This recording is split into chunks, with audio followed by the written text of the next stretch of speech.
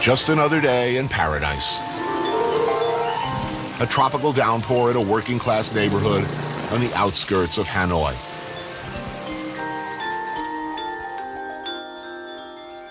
The lady selling vegetables and gum and cigarettes, taking a nap under a piece of corrugated tin, has no idea what's about to happen. Turn around for me, sir.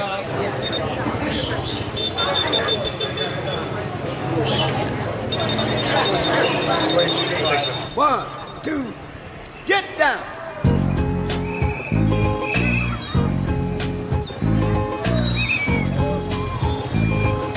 Paid the cost to be the boss.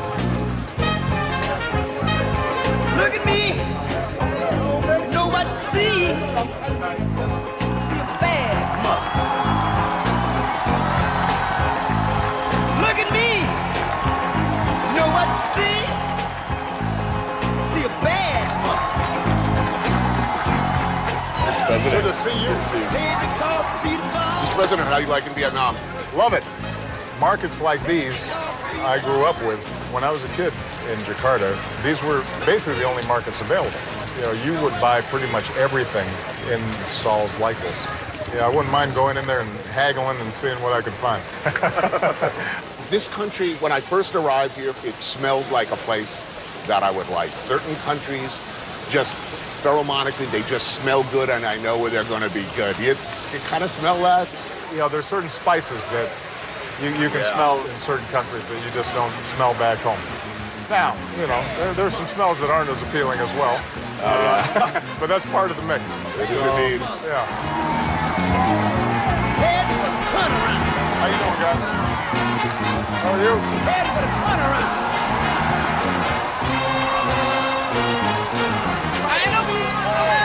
Told you so.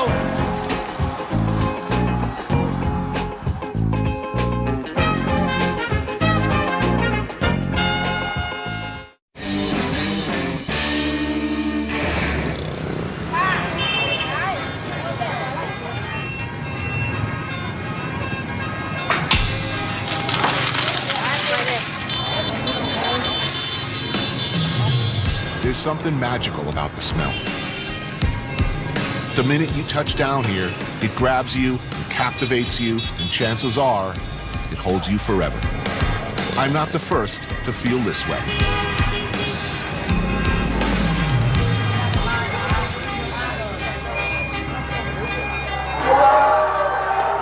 There is no better place to entertain the leader of the free world, in my opinion, than one of these classic, funky, family-run noodle shops you find all over Hanoi.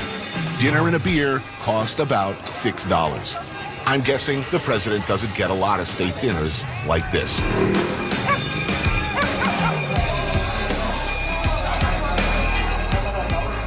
How often do you get to sneak out for a beer? Very rarely. First of all, I don't get to sneak out, period. But once in a while, I'll take Michelle out on a date night. The problem is, part of enjoying a restaurant is sitting with other patrons and enjoying the atmosphere. And too often, we end up getting shunted into one of those private rooms at the back. Well, I'm glad I could help, and to many more cold beers. Absolutely.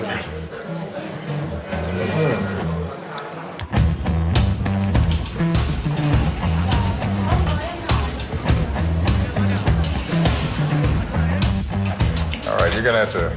I will walk you through You're it. gonna have to walk me through this. We're about to eat bun cha. And it is about as typical and uniquely a Hanoi dish as there is.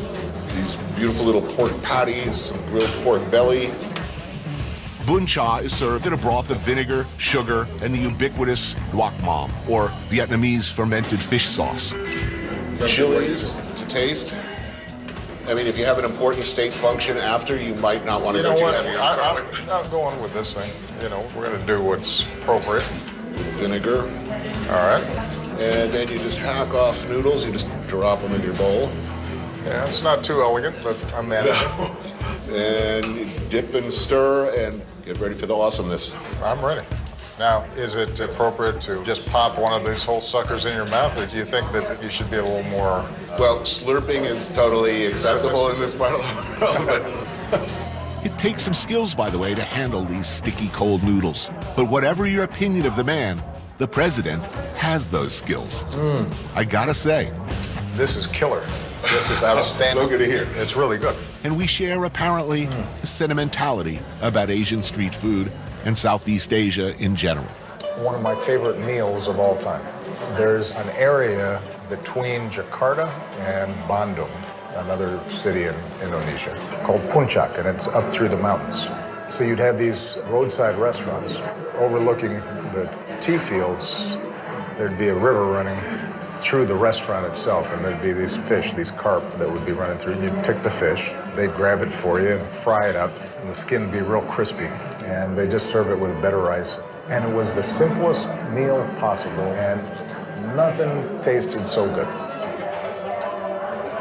Now, as a Chicagoan, trickier question fraught with peril. Is ketchup on a hot dog ever acceptable? No. No, I mean that. That's one of those things like, well, let me put it this way. It's not acceptable past the age of 8.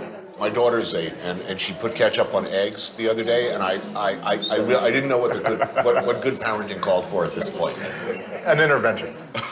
I think so. I think you just got to say, you know what, that's not acceptable. I'm sorry.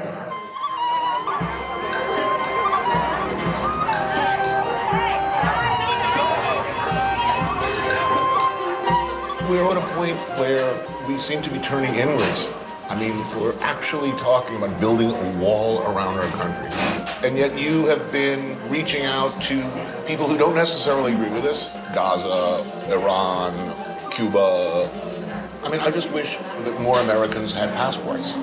The extent to which you can see how other people live seems useful at worst and incredibly pleasurable and interesting at best. It confirms the basic truth that people everywhere are pretty much the same.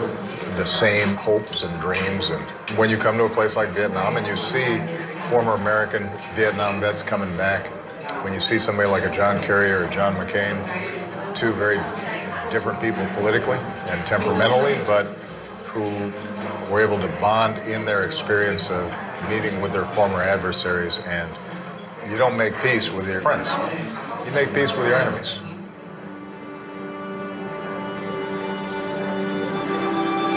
As the father of a young girl, is it all going to be okay?